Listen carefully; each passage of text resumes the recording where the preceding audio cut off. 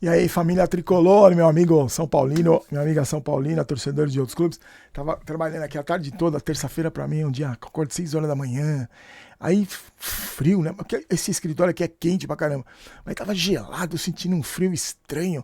Aí, na hora que eu fui gravar, eu vi que eu tô com o ventilador ligado, um ventilador gigantesco que fica aqui embaixo. Por isso que eu tava passando frio. E aí, todo mundo gripado, né? Vocês estão gripados também. Eu acho que o meu. Tô meio ruim da garganta por causa do frio que eu passei no jogo domingo. Tava gelado demais o estádio lá. Bom, assim, depois do boletim médico e da estupidez de estar com o ventilador ligado no frio, vamos lá. Vamos fazer o pré-jogo hoje. E só lembrar, hoje tem QG, tá? QG tricolor das 9 às 10, porque às 10 tem o jogo do Brasil. Então nós vamos fazer um QG mais curto. Falar dessa história do galopo no Boca e fazer o pré-jogo também do jogo contra o Atlético Paranaense. E só para lembrar, estamos no Spotify, estamos no. Em breve estaremos na Amazon Prime Videos. Vídeos não, é podcast, mas eu vou contando para vocês. E lembrando também que somos patrocinados pela KTO. Hoje, aliás, tem jogo do Brasil, né? E muita gente gosta de fazer a fezinha no Brasil. E hoje tem Rames Rodrigues contra a seleção brasileira, hein? Vou falar para vocês do Rames Rodrigues. Joga Brasil e Colômbia. Colômbia invicta 25 jogos. Acho que vai ser um jogo bastante interessante. Você pode fazer sua fezinha. Lembrando sempre, né? Com responsabilidade, não é para ficar rico nem pobre. Eu canso de falar isso porque é bom, né? É só para se divertir. Hoje eu não fiz nada, não coloquei fezinha em nada, mas eu tô pensando em fazer no jogo do Brasil. Mas eu também não gosto de apostar no Brasil também, porque aí se aposta contra, a favor. Tem a história do Rafael. Vou esperar. Hoje eu vou passar em branco. Mas se você quiser, você pode fazer o cadastro no primeiro comentário fixado. E aí, o seguinte, aí teremos o reencontro de Dorival com o Rames Rodrigues. Eu queria chamar a atenção de vocês uma frase que o Dorival falou que me chamou muito a atenção. O Dorival falou que elogiou o Rames Rodrigues, né, esse é um bom jogador, e disse que tem jogador, segundo o Dorival, tem jogador que vai bem no clube e não vai bem na seleção. E tem jogador que vai bem na seleção e não vai bem no clube. E disse que o Rames Rodrigues é esse caso, né? Porque na seleção da colombiana ele vai bem. Só que eu estava vendo os números do Rames Rodrigues na seleção da Colômbia, não são muito diferentes do que dos números dele em clube, viu? Agora que está acontecendo isso, porque ele jogou pouco no São Paulo, teve pouca chance. Mas os números são mais ou menos parecidos. Mas o que eu queria falar para vocês, essa frase do Dorival, que me chamou a atenção. Ó, eu vou colocar exatamente como ele falou. Abre aspas.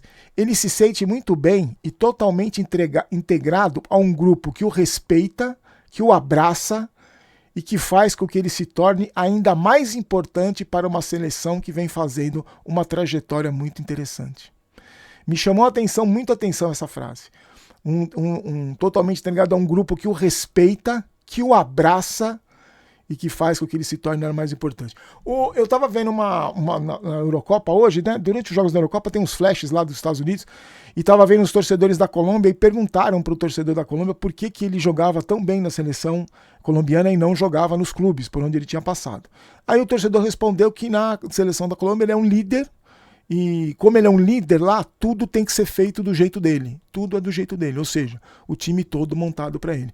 Eu tô devendo para vocês um vídeo de opinião da tarde, né, a gente falando só sobre o Rames Rodrigues. O que eu posso dizer para você é o seguinte, eu vou torcer para ele jogar muito bem, porque aí aparece algum interessado em levar. Para mim pode ser de qualquer lugar do mundo, não tem problema. E vamos torcer para ele jogar, né? Porque aí ele já fez bons jogos na Copa América. Vamos ver se algum clube se interessa pra gente se livrar desse jogador. Para mim, uma das contratações mais inexplicáveis da história do São Paulo. Não entendo porque contrataram esse jogador e ele mal jogou. Eu acho que... Bom, a gente vai fazer um vídeo só sobre o Rames Rodrigues, tá? Eu fiquei devendo também a frase do Maxi Cubeiras, lá o auxiliar do Zubeldia, o que ele falou em relação ao Jandrei, né? Na entrevista coletiva depois do jogo contra o Bahia, ele foi perguntado do Jandrei e falou o seguinte, que o Jandrei é um jogador experiente, que certamente já viveu algumas situações melhores e outras mais ou menos. Mas ele deve estar preparado para enfrentar o que ele está enfrentando, né? E aí ele elogiou o Jandrei, disse que graças a Deus ele teve um bom desempenho, e aí ele disse o seguinte, com bons rendimentos sabemos sempre o que é melhor para a equipe, por isso ele também foi aplaudido quando entrou em campo e no momento que fez boas intervenções.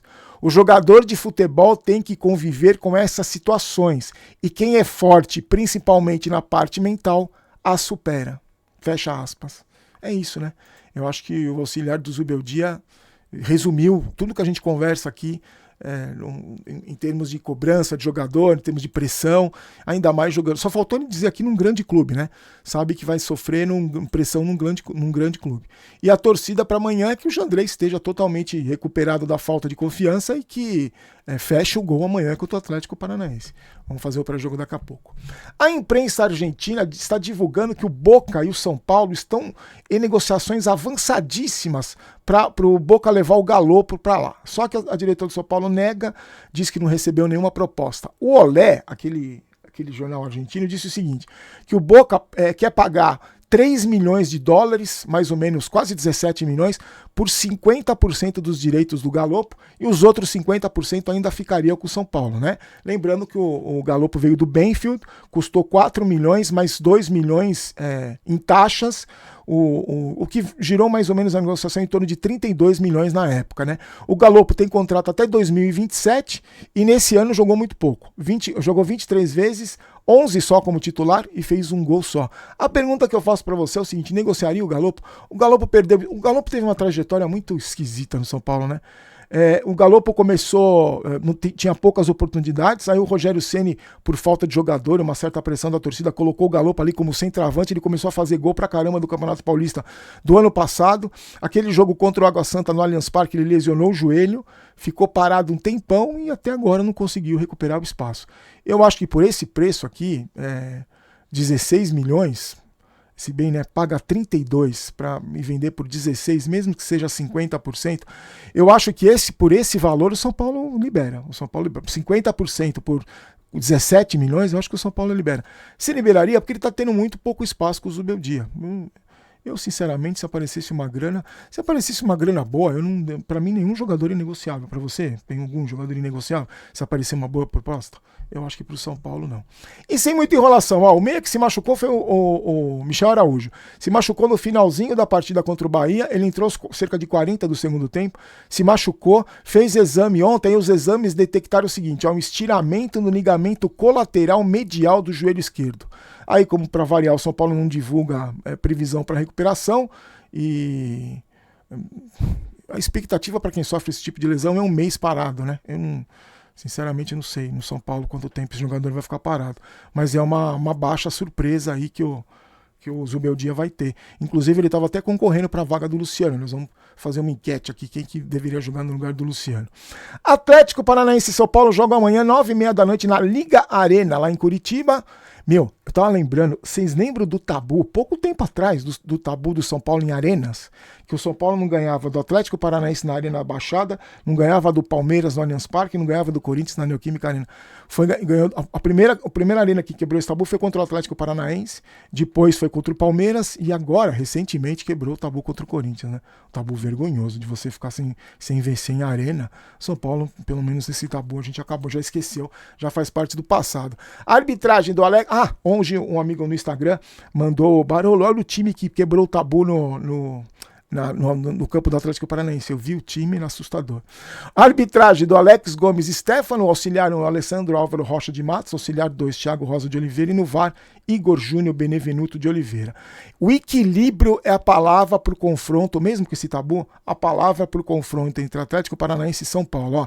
Foram 69 partidas, 24 vitórias do São Paulo, 21 do Atlético e 24 empates. Então é muito equilibrado, porque durante esse tabu, o Atlético Paranaense, né, quando jogava contra o São Paulo em casa, geralmente vencia o jogo.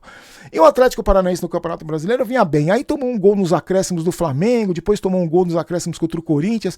O Cuca pediu demissão, saiu aquelas loucuras que o Cuca faz, encana com alguma coisa e vai embora. Ainda está procurando treinador, então o time deve ser comandado pelo interino José Antonello. Tava 4 jogos sem vencer, aí venceu domingo fora de casa o Vitória. E é o quinto colocado, tem 22 pontos, um ponto a mais que o São Paulo. Ele está em quinto, o São Paulo está em sexto. O Atlético com 22, o São Paulo com 21. 13 jogos para os dois times, né? O Atlético fez 16 gols e sofreu 10, tem um aproveitamento de 56%. Vou falar para vocês o time provável do Atlético e vou perguntar se você tá com saudade do último cara que eu vou falar, tá? Léo Link, Léo Godoy, Kaique Rocha, Thiago Heleno, Esquivel, Fernandinho, Eric, Christian, Zapelli, Julimar e Pablo. Você tem saudade do Pablo? Eu não tenho nenhuma. O Mastriani sentiu a panturrilha, tá fora, e vocês podem me perguntar, Barolo, e o Nicão? O Nicão está no departamento médico também, não joga. Aliás, eu tava curioso, porque se o Nicão não tivesse no departamento médico, será que ele ia jogar? Porque ele tá emprestado ou ele foi de vez para o Atlético Paranaense? Então ele não vai jogar porque ele tá no departamento médico. Então, meu Deus, é tudo muito estranho, meu Deus, é tudo muito estranho. Antes de falar do São Paulo, olha só, os produtinhos da GoCase estão aqui, hein? Com os descontos, olha o carregador que tem, que tá em promoção, se você quiser aproveitar, curta lá, tá no primeiro link da descrição, os produtos excelentes, agora com um monte de novidade, preços menores de vários artigos, procura lá, tem o site para você, deixa eu mostrar o site para você, que eu sempre gosto de mostrar o site, né? Olha o site aí para você aproveitar as capinhas, compra 2 e leva 4, não esquece que você não paga frete, desde que você use o cupom GOLBAROLO, tá? O cupom GOLBAROLO que vale para todos os produtos do site, vale para tudo que você quiser, tanto para as capinhas como para as garrafas, para os copos térmicos, para tudo que você quiser. Você tem usando o código GOLBAROLO. Tá aí, quando você clica, automaticamente você já está usando, já tem o desconto, não precisa se preocupar, tá? Amanhã o São Paulo joga desfalcado, além do Michel Araújo, né? Eu vou falar para vocês os outros desfalques, né? O Luciano, que aliás eu nem falei no vídeo de domingo, eu só falei que ele tomou o cartão amarelo, só que na hora lá no estádio, eu não sabia que ele tinha tomado o terceiro cartão amarelo, porque antes do jogo, quando eu faço a live do intervalo, eu não tinha os pendurados, eu nem passei os pendurados. Então, olha só, o Luciano fez 11 gols, o artilheiro do São Paulo na temporada, e tomou 10 cartões. Metade desses cartões foi por indisciplina. 5 cartões foram porque ele cometeu faltas, chama atitude temerária, né? Que fala que isso é uma falta que faz ali, que toma cartão, porque mata uma jogada e tal. O resto, esses disciplinares são tanto por reclamação com o juiz, como foi no caso do domingo, porque ele sofreu uma falta que o juiz não deu, depois ele ficou caído. A bola saiu, o juiz foi lá perto dele, pediu a entrada da maca, ele levantou esbravejando e tomou cartão amarelo. E também toma cartão amarelo por disciplina por brigar com os jogadores adversários, como aconteceu com o goleiro do Corinthians, no clássico na Neoquímica Arena. E aí, o que me chamou a atenção foi o seguinte, ele deu uma entrevista para o Globo Esporte em março desse ano e falou o seguinte, ó: no passado perdi a semifinal contra o Corinthians e depois chegou o Lucas jogando muito. O Dorival encontrou o time e não joguei as finais do titular. Não jogou mesmo, lembra que ele chutou a bandeirinha de escanteio e tomou cartão amarelo. A gente tem que começar a rever umas coisas, né? E para esse ano eu comecei a rever e estou melhor.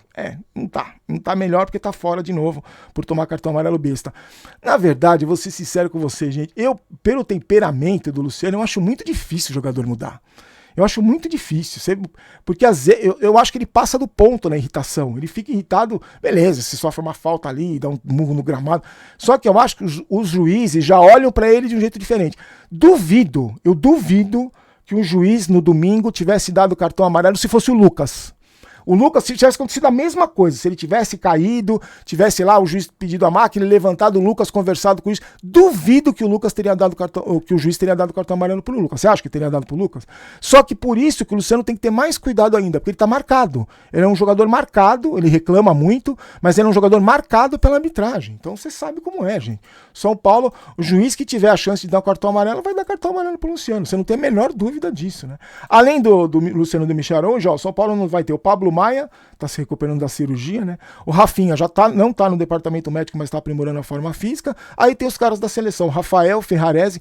Aliás, um amigo perguntou no Instagram também, cadê o Ferrarese, Barulho? Tá na seleção da Venezuela, na Copa América. O Bobadilha na seleção do Paraguai e o próprio Rames Rodrigues na seleção da Colômbia. E a grande dúvida do Zubeldia pro jogo de amanhã é quem joga no lugar do Luciano suspenso. Eu acho, eu não sei se ele vai colocar o Nestor, se ele colocar o Nestor na esquerda, tirando o Ferreirinha e colocando o Rato na direita, e o Lucas centralizado, é mais ou menos o time da Copa do Brasil, né? Que das finais da Copa do Brasil, isso que o Luciano citou aqui. Eu acho complicado, porque o Nestor tá sem ritmo de jogo. E o Ferreirinha tá indo muito bem na esquerda ali, vocês não acham? Pra mim, eu colocaria o Rato ali. O Rato na direita, que ele faz aquela função ali. Inclusive, ele fez uma boa jogada, né? Contra o Bahia, que ele faz aquela jogada, o Caleri toca de calcanhar na trave. E eu iria de Rato na direita, o Lucas centralizado, que eu tô numa expectativa boa, e o Ferreirinha na esquerda. Eu acho que com o Rato, sabe quem ganha? Com o Rato na direita, Lucas centralizado e o Ferreirinha, o Caleri ganha. Porque eu acho que tem mais chance da bola chegar pro Caleri.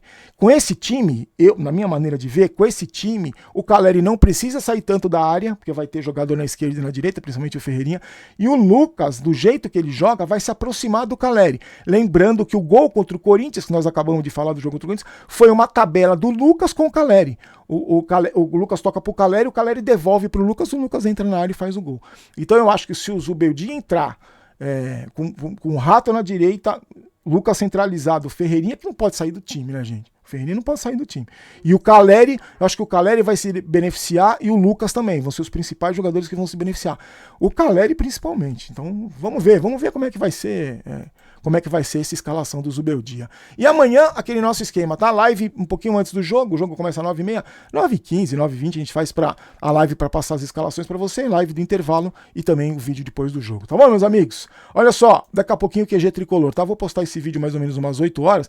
A gente vai começar às 9 em ponto, para 10 horas a gente terminar e poder assistir o jogo do Brasil sossegado, tá? E na janelinha vai o vídeo que eu fiz hoje, o vídeo de ontem, né? Com a história do Caleri, e o vídeo de hoje falando sobre, comentando comentários que o pessoal acha que o Zubeldia encontrou o time ideal. Se você quiser assistir, já deve ter entrado aqui na janelinha, um em cima, um embaixo, tá bom? Fiquem com Deus, gente, forte abraço, aqui não é Vai São Paulo, aqui é Vamos São Paulo, não quero ter razão, quero ser campeão. Fiquem com Deus, tchau, tchau.